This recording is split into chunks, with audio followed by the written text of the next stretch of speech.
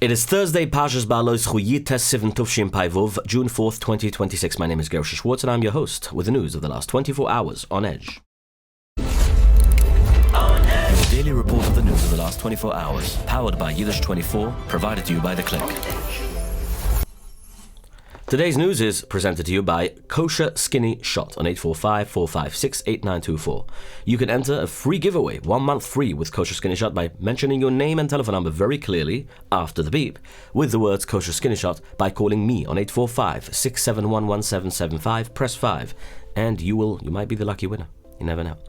A high school graduation celebration turned into a nightmare when gunshots were fired. 4 people were shot, leaving one 18-year-old dead and 3 others severely hurt. The US, Israel and Lebanon have reached a historic ceasefire agreement. But there's a major problem. Well, of course, Hezbollah wasn't part of it.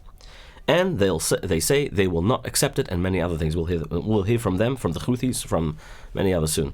In a direct challenge to the White House, the US Congress, led by Rashida Tlaib, after a shouting match, I would say, in Congress, voted to limit President Donald J. Trump's war powers. President Trump obviously called their decision meaningless and unpatriotic, and he meant the Republicans that joined the vote, this time after 7 failures. Rocket company SpaceX, owned by Elon Musk, is offering to sell its company shares, part of the company shares on the stock market for the very first time.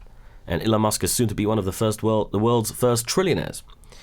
All right, mark your calendar, because in 2 Sundays from now, the Staten Island Business Expo is happening on June 14th. That is Sunday Pashas Koirach at the College of Staten Island. Booths and tickets are still available.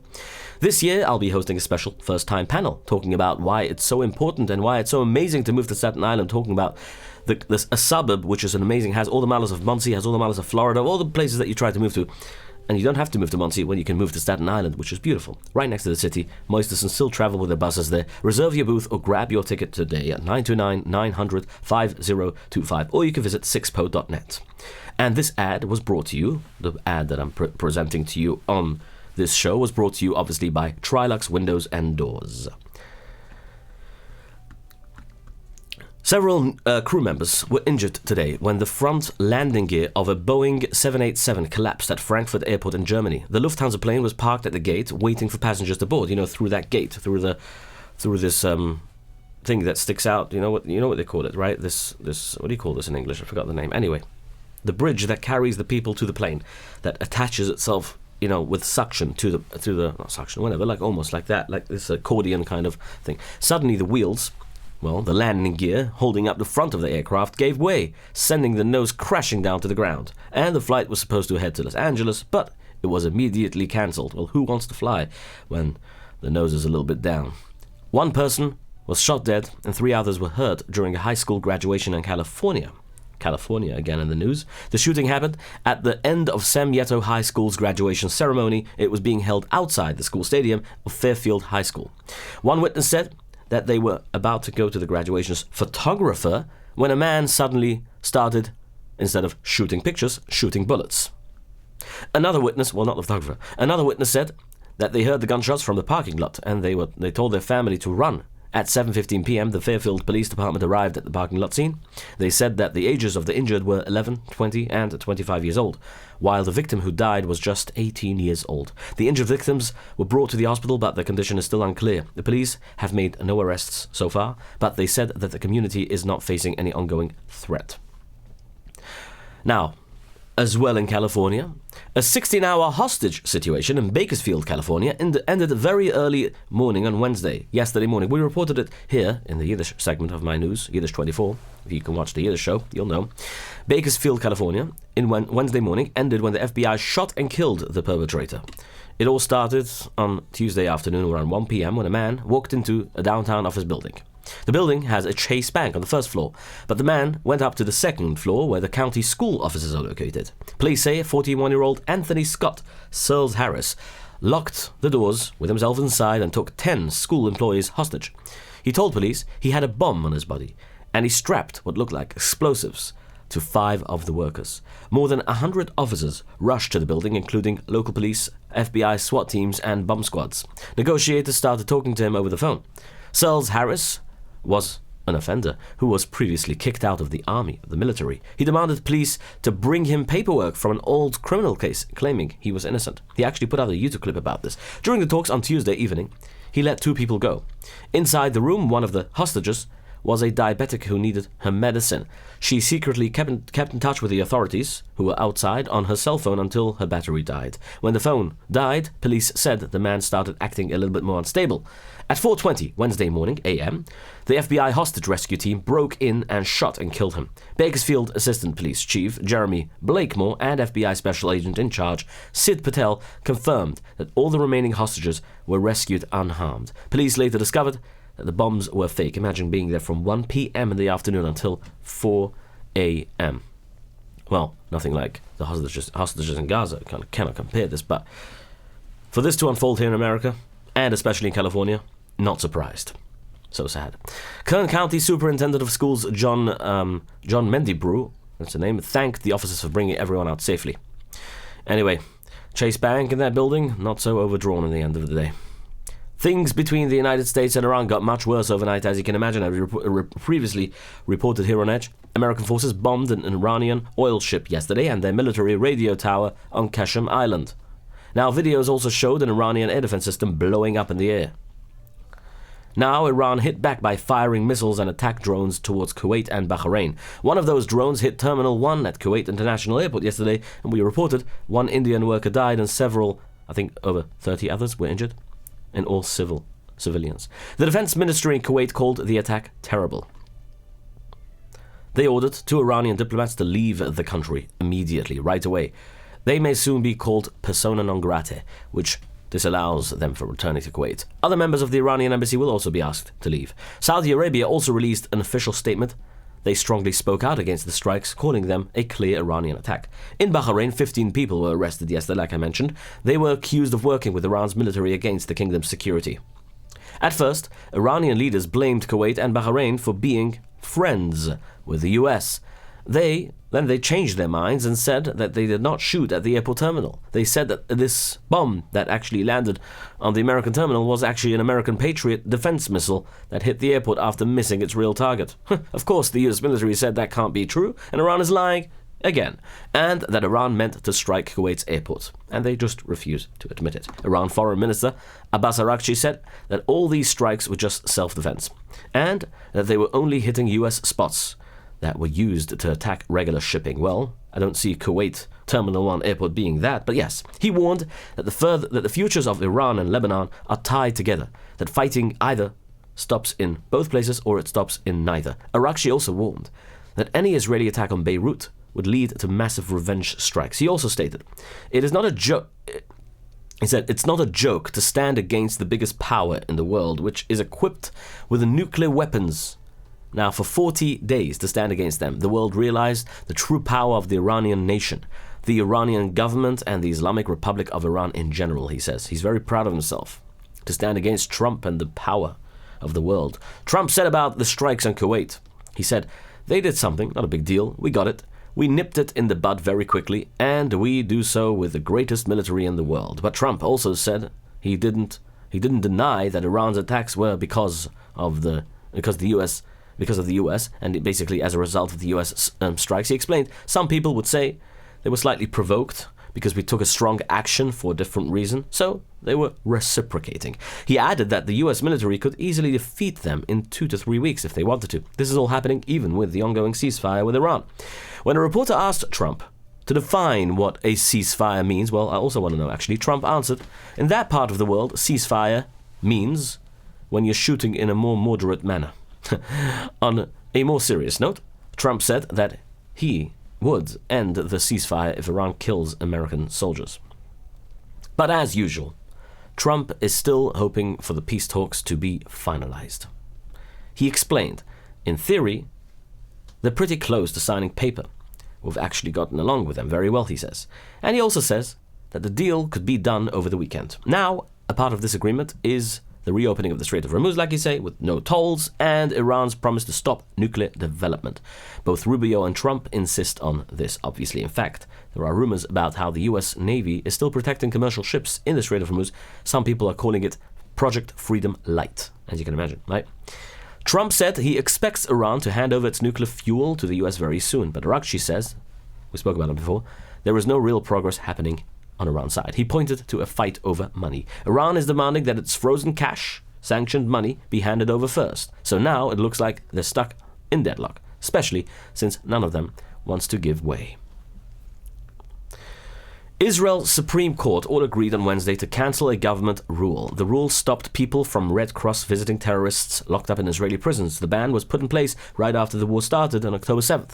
The government defended the ban by pointing to terrible conditions for the Israeli hostages trapped in Gaza. But the court ruled in favor of the illegal request to stop the ban because of international humanitarian law. This law is also known as the Geneva Conventions, instructs countries to let Red Cross visit prisoners even if the enemy doesn't follow it.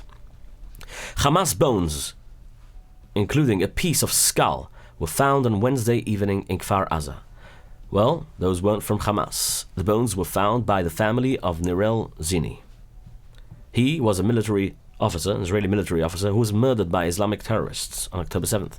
During the massacre, nearly 3 years ago, they did something very terrible to him. What they do in Syria in front of the cameras with a big machete. And his body was buried without his head. His family found the bones. I especially didn't outright say it because it's too graphic. His family found the bones while visiting a section of the kibbutz that was completely destroyed during the attack. Authorities are now testing the bones to see if they belong to their son. Protesters broke windows and caused heavy damage at the home of Israeli Deputy Supreme Court Chief Noam Scholberg. His wife called this a very violent attack a pogrom and compared it to Kristallnacht. Police arrested dozens of people who tried to break into the house. The protest started after police arrested several Haredi young Bochurim over the Gzeros Hagias. President Herzog and Prime Minister Benjamin Netanyahu both strongly criticized this attack. Well, just after midnight, the Shas and Degel Torah political party put out a rare joint statement. They spoke out against the violence, but they also criticized the High Court.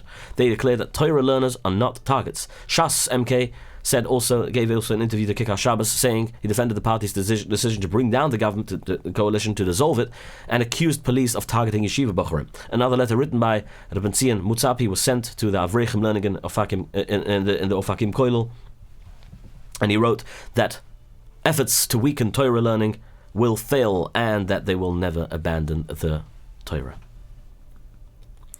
Israel and Lebanon agreed to stop fighting completely. Part of the ceasefire is Lebanon's ban on the Hezbollah terror group in specific areas. Instead, the Lebanese armed forces will take full control of these areas.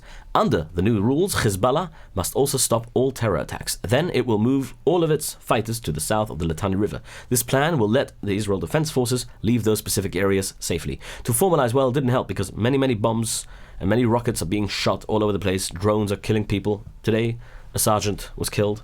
Another nest happened actually once. A very high-ranking official who visited southern Lebanon left his car with his assistant. The second he left his car with his assistant, a drone hit the car and exploded the car, but they were safe.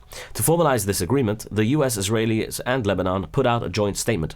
They confirmed that they do not plan to attack each other anymore. The next round of peace talks will continue on June 22nd in Washington, D.C. President Trump spoke about the talks and said, quote, "We actually spoke with Hezbollah for the first time. We didn't know they spoke, but they speak, I guess." But right after Hezbollah chief Naim Qassem trashed the Lebanon-Israel ceasefire proposal, he said, Satan's dream in heaven. He said, "It is Satan's dream in heaven, the Sultan's chulim in heaven," and warning that Israel's northern communities will not be safe in Lebanon. Naim Qassem also described the direct Lebanon-Israel talks as absurd, humiliating, and shameful. He then thanked Iran for the support, saying Tehran is working towards a comprehensive ceasefire in Lebanon and helping them with the resistance. Let's talk about resistance for a second.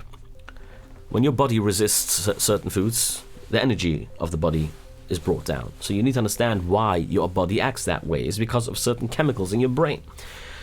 Kosher Skinny Shot has the answer for you. They guide you throughout every step of the way. I've spoken to people who've done it, and they couldn't thank Hashem enough for the amazing feeling they feel after months. Some of them after over a year and a half already been on the shots.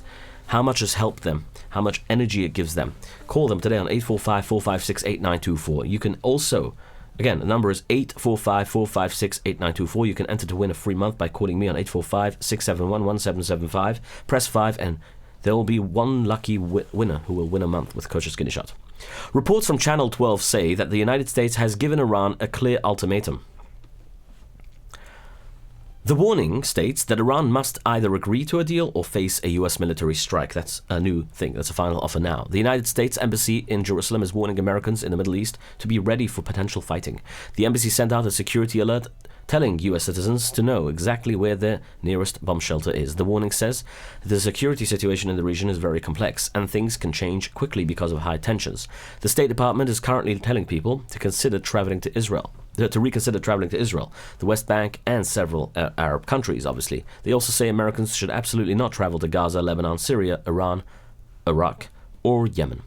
Speaking of Yemen, the Houthis also said now that if any escalation happens, they will not be shy from joining the conflict. Well, they already did at several occasions. There could be a lot more drama before any agreement is reached between Israel and Lebanon. The commander of Iran's Quds Force, Ismail Qani, where's he been? Is trying to set the terms for a deal. Reports say the Islamic terrorists may insist that no agreement can move forward unless Israel withdraws from all the gains and positions it took inside Lebanon. Qani released a statement saying it is a duty to support the terrorists in Lebanon, Hezbollah. He also said that eliminating Israel from the region, and that's what he didn't say, he said that the Muslims eliminating Israel from the region is an achievable goal. It is not clear yet where Israel currently stands on the demand to withdraw, obviously, as you can imagine. A 4-month-old baby is in critical condition after being left inside a hot, closed car in Kfar Chabad. Emergency workers from Magen David Adom were called to the scene on Tuesday yesterday. When they arrived, they found the baby suffering from severe heat stroke. The baby was rushed to Shamir Medical Center for treatment. The public is being asked to daven for Chaim ben Chaya Mushka. I don't have to say more, but soon we'll hear from a rabbi who spoke about the electric scooters and bikes after yesterday's accident and incident that happened. Well, it was a regular bike, but still, just, things are happening and we have to be very, very vigilant. The summer, the heat, people get distracted. It's very, very hard, Hashem should be with us. Hashem should protect all of us, because it's not easy to report this kind of news. When I hear it, it pains me to hear this, but we need to do better. We need to do better, for sure. I need to do better. Federal, state, and local officers are holding a major security meeting ahead of a busy summer season in upstate New York. Officials are also focusing heavily on the traffic management for the Catskills and surrounding areas. The preparations come as tens and thousands of families are expected to travel to the mountains over the next few weeks. The US Congress passed a rule to limit the president's war powers and end war with Iran. Well, they tried 7 times. Representative Rashida Tlaib pushed the rule. She's from Somalia. The last time, actually, is she? Yeah, I think. The last time they tried to pass this, it failed. No, she's not. She's from Somalia. The other one is Omar, what's her name again? The other one. Whatever. AOC plus 3. Make the cheshbon. The last time they tried to pass it, it failed because of a tie vote. This time, Representative Jared Golden changed his mind. He joined all Democrats in passing it, along with 4 Republicans. The yelling got so bad that they had to shut down the whole House room for over an hour. It happened after Representative Max Miller said that Tlaib was spending time with Hezbollah butchers. The rule has caused a deep split in the Democratic Party. Liberal lawmakers like Representative Ro Khanna and Representative Greg Casey supported, obviously. More moderate lawmakers like Representative Brad Schneider and Representative Jared Moshkowitz are totally against it. They argue that the United States forces need to stay in the region to protect the American embassy and Beirut, which is in Beirut, and help the Lebanese army. The White House argues that the rule's 60-day deadline to bring troops home does not matter anyway because of the new ceasefire with Lebanon. In the Senate, John Fetterman said he's very worried about a potential deal in Iran. Fetterman said he's willing to be the only Democrat voting against the plan because he fears a nuclear attack. But how much will this affect Trump's power during the war, might you ask? Well, not much really. Limiting the president's powers will still need to pass the Senate before it can actually take effect. And even after that, there are debates about how to enforce this limit. But after losing the vote in Congress, the only problem is Trump's decisions may receive more public criticism and he may face more political pressure, obviously. But that's it. On Truth Social, Trump reacted yesterday saying that the vote was a meaningless vote and the House voted He says 4 bad Republicans and all of the Democrats to limit my powers, my war powers, he says. Right in the middle of my final negotiation to end the war with the Islamic Republic of Iran? Who would do such an unpatriotic thing? They know where the negotiations stand. The Democrats are fueled by Trump derangement syndrome, he says. And they would rather have our country fail than give me another of many victories. The 4 Republicans, that's a whole nother story, he says. They're grandstanders and big caps, he wrote. They should all be ashamed of themselves. MAGA, make America great again. Federal agents arrested an Iranian technology boss on Wednesday at his $35 million mansion in Newport Coast in California. Prosecutors say he was illegally sending American-made computer parts to Iran's military and nuclear programs. The arrested man is 63 years old. His name is Jamshid Gomi. Jamshid Gomi is a citizen of both the United States and Iran, and he was living in one of the richest neighborhoods in California. Police say Gomi ran a secret ring to get around U.S. punishments and sanctions. He used companies in the United States and the United Arab Emirates and Iran to buy the computer parts and sneak them into the Iranian government groups. Investigators say this case proves that the Iranian government is working really hard to steal American technology and work around Trump's back. The U.S. military blew up a drug smuggling boat in Eastern Pacific Ocean. The attack killed 2 narco-terrorists. The boat was run by the known terrorist drug group, and this strike is a total brings it now to a total number of how many? 207 so far that they've killed in the Southern Pacific in that area. Trump announced that he will in the Caribbean area, Trump announced that he will nominate Todd Blanche, the acting Attorney General Todd Blanche, to permanently lead the Justice Department. Blanche is well known for serving as Trump's personal defense lawyer during his recent criminal trials. He has been serving as the acting head of the department, but this brand new nomination would make his position permanent. It is if confirmed by the Senate, Blanche will officially become the top law enforcement officer in the country. U.S. Secretary of State Marco Rubio called a House hearing a total circus. It happened after the Democrat lawmaker started asking him questions about a pair of shoes the president gave him as a gift. Representative Sarah Jacobs said, "Mr. Secretary, it seems like you have an issue admitting facts. You couldn't admit the shoes the president bought you were too big." Rubio answered, "I don't know about the shoes. I mean, Trump gave me some Florsheim shoes that are actually pretty good. They fit me fine. I don't know what she's talking about." Jacobs then returned to the topic moments later, complimenting Rubio's footwear, and she said, "Your shoes look very nice today, Mr. Secretary." Rubio answered, "How can you see them? They're way down here. We're talking about shoes. Are you guys kidding me? I mean, is this a foreign affairs committee or is this like a circus? What is this?" Former New York Congressman George Sanders is facing new questions about his online betting. Sanders was previously kicked out of Congress after being found guilty for fraud, right? And now he went online betting on a website called Kalshi.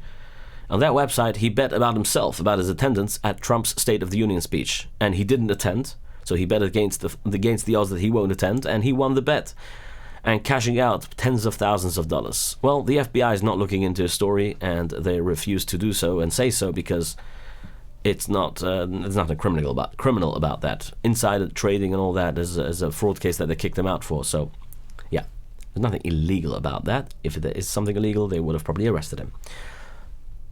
Trump announced that billions of dollars have been found because of the anti-fraud program. Speaking of fraud, he posted on Truth Social, quote, "Vice President J.D. Vance and Republicans are doing a great job hunting down fraud in the various states." Do you remember Doge, by the way? Just saying. Just putting it out there. Billions of dollars is being found and we've just started. If we found it all, we could literally be able to balance the budget and simultaneously reduce taxes, cutting them even more than I have already done, which is a record. Amazingly, Democrats are fighting us all the way. This is something that I'm surprised, he says, because I thought this would be a bipartisan effort. It's looking like they're on it. And they're on the act and they like the fraud. The Democrats don't want to find hundreds of billions of dollars of fraud, he writes. This goes down along with the mail-in ballots, no voter identification and no proof of citizenship, and other very bad nishkantordige things that they support in a scale of this ridiculousness, he writes. Ridiculousness? Interesting. Never heard that word. I did, but yeah. Stocks have dropped because of the worries about artificial intelligence, AI, and higher interest rates. Stocks of the Dow and the S&P 500 and Nasdaq all fell a little bit. Markets in the Asia-Pacific area also opened lower as chip companies started to slow down. The energy markets prices were all bouncing all over the place. Oil shot up to its highest price in over a week. This early jump happened because of the Strait of Hormuz is still closed to ships. Oil prices later fell back down once news broke out about Lebanon ceasefire deal. Well, I guess people have to be more betuch mit der minne. Ukrainian President Vladimir Zelensky has published an open letter to Russian President Vladimir Putin asking him for direct meeting to end the war. Zelensky pointed out the fighting is now in its 5th year. He told Russian leader that the war was a personal choice without a real reason and said, "History will remember it all the way," he says. The Ukrainian president wrote, "Don't be afraid to get out of the war," he said. This country will keep its independence. The country will keep its independence. He also warned Putin that his money and political power will run out after 26 years. Zelensky suggested a meeting in a neutral country like Switzerland or Turkey. Meanwhile, Putin said that President Donald J. Trump's peace proposals could be a basis for a deal with Ukraine. Russian President Vladimir Putin is making personal comments about Ukrainian President Vladimir Zelensky. Putin brought up Zelensky's family history during World War II. Speaking about the Ukrainian leader, Putin said, "He is a Jew. You remember his grandfather was fighting against Nazis. I think he is turning in his grave right now." A grave insult. Russian President Vladimir Putin says the United States is currently distracted by the situation with Iran. He said the U.S. administration is forced to deal with the issue right now. Speaking about Iran, Putin said the people there have shown a strong will to fight. He added this is a factor that must be considered when looking for a solution to the crisis. In separate comments, the Russian leader said his country has a highly effective air defense system. He also made a rare comment about his own future. Putin said, "Only God knows if I'm healthy until the end of my presidential term," which is when, by the way. When is his end of his presidential term? Ukrainian suicide drone struck deep inside Russia. It hit an oil terminal and major naval bases near St. Petersburg. The long-range attacks started late Tuesday and kept going into today. The drones flew right past a massive skyscraper before smashing into a dry dock in Kronstadt. The strike also targeted Russian warships. It specifically hit a guided missile warship that is known as one of Russia's most powerful boats in the Baltic. The attack happened just hours before a major Russian economic event opened in the city. We spoke about it yesterday, the business summit, right? Now, Russian sailors are reportedly furious over the massive security failure. And yes, let's talk about Elon Musk for a second. Elon Musk's SpaceX company, known as SpaceX, is planning the biggest stock market launch in history. The rocket company wants to raise $75 billion in just a few weeks. They will do so through the stock markets, obviously, selling a certain amount of shares to the public. On Wednesday, the company set the price tag very early. The plan is to sell over 500 million shares at $135 each. The price would make the whole company worth about $1.75 trillion. The $75 billion goal is much bigger than any past stock sale. Right now, SpaceX makes most of its money from Starlink, the internet service. Going forward, the company wants to focus on artificial intelligence, AI, building data centers in space. You know what that means, building data centers in space? I think it's a lot more reliable than down here on Earth, they say. Okay, now here is the announcement from Harav Yaakov Ben-Dashlitta, who put out a very strong warning to parents. That's also going after Chaverim and Hatzalah put out the same announcement, the same warning. Stop, please, buying electric scooters and bikes for your children. It's very, very dangerous. It's caused a lot of very, very near-death accidents and other dangerous things that happen over the course of, now the summer especially. He's longtime Rosh Hashiva of Yeshiva Darkei Torah, also known as one of the most important voices in Chinuch of America. His statement comes as safety fear grows after a chain of bad accidents that happened. He declared that letting children use these electric bikes and scooters is like giving a gun to a child. My friends, we will close with that, but before we do so, let's not forget that Protobyte is here for you when you need. Okay. Protobyte, 347-354-1237. You know what they do. They design programs. You don't have to waste your time on AI. Yes, AI takes away your job because you're busy wasting your time on AI. Of course it's taking away your job. And people complain that my boss fired me because of the AI. Well, of course he fired you because of AI, because you were busy on AI most of your day and you didn't focus on your job. That's another way of putting it. Not saying that there are jobs being lost because of AI. It's true. It is true. But you got to be positive, and that's the best part. Being positive and find ways to, to not complain, just find ways to make money around it. I could have done the same thing. I could have complained that AI is taking away my job, as a voiceover artist, as doing a lot of these mixing and mastering things and video editing and stuff like that I do, radio ads, and I could do the same exact thing, but no. I don't take that for granted. I don't take it for granted. I thank Hashem every moment and every second of the day that He gives me this ability to do this, and as well the news. AI could also do my job, but it's not. You know why? Because you got to be positive. You got to thank Hashem for everything He does already give you. Speaking of that, why is Capital Group? You can skip the middleman where you can get the broker. The middleman, which is the broker, you can go directly to the lender. 718-831-2168. Arrive Express, 845-254-1111 or 845-622-1111. Thank you for all my very loyal sponsors, and also the ClickBot on 848-480-8677. You know what the click is? Yes, you do know what the click is already. With that, we will finish today's segment. Have yourselves a wonderful day. Your daily report of the news of the last 24 hours, powered by Yiddish24, provided to you by The Click.